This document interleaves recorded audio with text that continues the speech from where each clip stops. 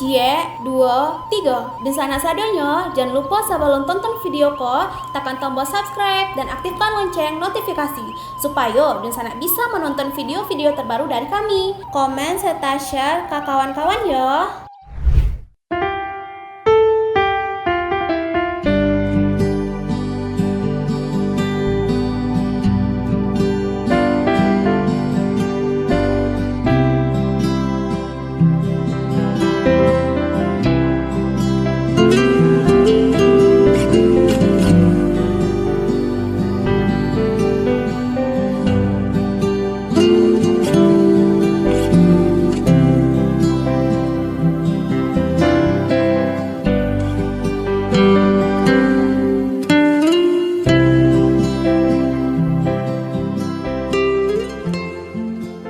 Membahas ranah Minang tidak ada habisnya sobat.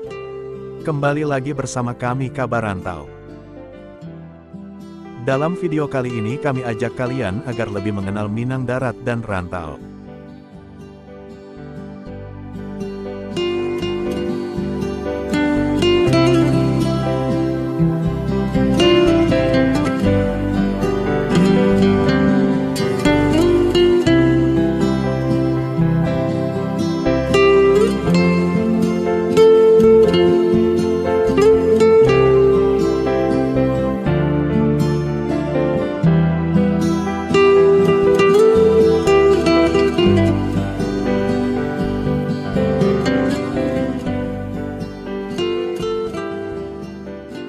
Di sebuah pojokan di persimpangan kecil kawasan pecinan Kota Tua, tepat di pinggiran Sungai Batang Arau yang airnya berwarna kehijauan di Kota Padang itu. Di sanalah terlihat reruntuhan bangunan tanpa atap itu, yang hanya menyisakan tembok tua rapuh yang telah rontok pada sepertiga bagian atas bangunannya.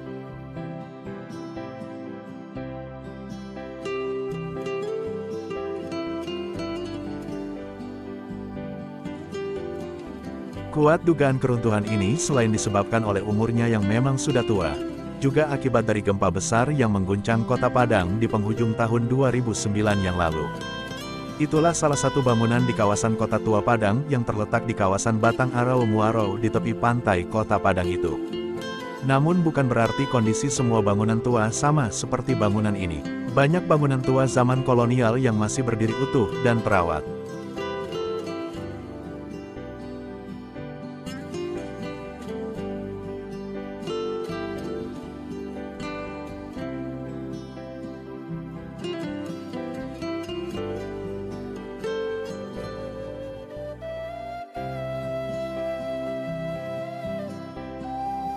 Lihat saja di sepanjang jalan Batang Arau di depan dermaga, banyak bangunan peninggalan kolonial yang telah disulap menjadi kafe-kafe kekinian tempat nongkrong anak muda, galeri, toko-toko, rumah makan dan lain sebagainya.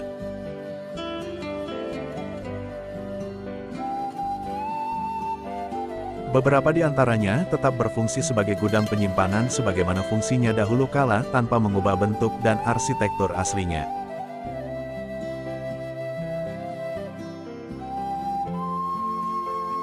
Bahkan ada yang menjadi perkantoran dan gedung bank BUMN serta ada pula yang dijadikan sebagai museum.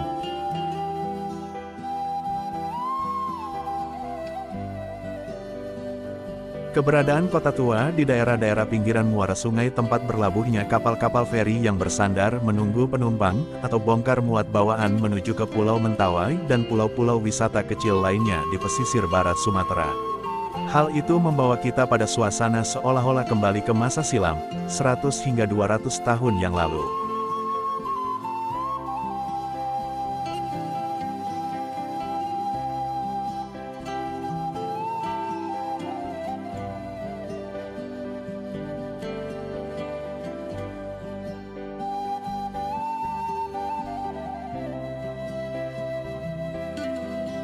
Keberadaan kawasan Kota Tua ini menjadi bukti sahih bahwa Kota Padang memiliki riwayat perjalanan dan sejarah perkembangan yang panjang sejak ratusan tahun yang lalu.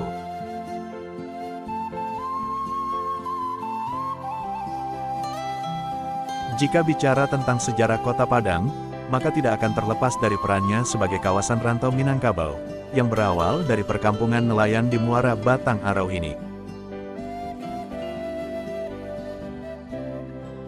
Minang darat dan rantau. Seperti diketahui, daerah Minangkabau dahulunya dikenal terbagi atas dua sebutan, yaitu daerah Darek atau darat, yaitu daerah pedalaman Minangkabau yang terletak di daerah dataran tinggi pegunungan seperti daerah Agam, Tanah Datar, dan Solok.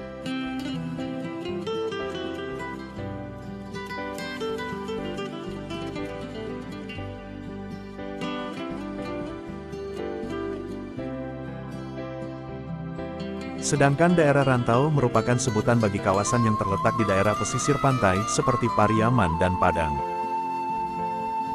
Daerah rantau jelas lebih pesat perkembangannya, terutama dipengaruhi oleh keberadaan pelabuhan-pelabuhan laut yang membuka akses daerah tersebut dengan dunia luar.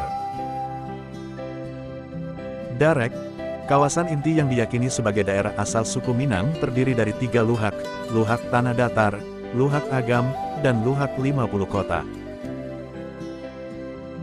Kawasan ini kemudian dikenal dengan nama Luhak Nantigo. Luhak Nantigo terletak di kawasan pedalaman.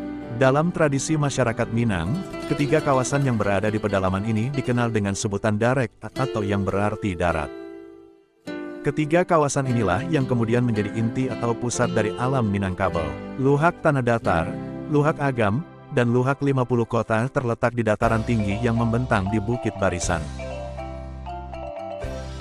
Letaknya membujur dari utara ke selatan. Luhak Tanah Datar berpusat di Batu Sangkar. Luhak Agam berpusat di Bukit Tinggi. Luhak 50 kota berpusat di Payakumbuh. Sebagian besar dari nagari-nagari di kawasan inti alam Minang berada di dataran tinggi. Dikelilingi 3 gunung yang amat terkenal bagi masyarakat setempat, yaitu Gunung Merapi, Singgalang, dan Sago. Kawasan ini berada di ketinggian sekitar 300 sampai 900 meter di atas permukaan laut. Kawasan-kawasan inti di Luhak Nantigo atau yang disebut Tanah Datar, Agam, dan 50 dikelilingi oleh nagari-nagari satelit yang dikenal dengan nagari rantau. Rantau, suku Minang menyebar ke wilayah pinggiran di luar kawasan inti alam Minangkabau. Kawasan-kawasan di pinggiran inti alam Minang inilah yang kemudian disebut nagari rantau. Nagari rantau merupakan tempat pemukiman orang-orang Minang. Lambat laun, rantau menjadi wilayah kedua alam Minangkabau yang terpisah dari daerah asalnya. Namun, masyarakat di nagari-nagari rantau tetap menghubungkan diri dengan kebudayaan nagari asalnya. Masyarakat rantau selalu mengikatkan diri secara etnik dan kultural dengan Minangkabau. Secara geografis, daerah rantau dibagi menjadi rantau timur, rantau pesisir, rantau pasaman, dan rantau selatan. Daerah di sepanjang aliran sungai yang mengalir ke pantai timur disebut rantau timur. Daerah dataran rendah yang sempit dan membujur sepanjang pantai barat Sumatera Barat disebut rantau pesisir, terdiri atas kawasan Tiku, Pariaman, Padang, Painan, dan Indrapura. Di sebelah utara Luhak Agam terletak rantau pasaman, terdiri dari Rao, Lubuk Sikaping, Portibi, dan Air Bangis. Di daerah rantau bagian selatan berbatasan dengan Kerinci, terletak di Alahan Panjang, Sungai Pagu, dan Muara Labu.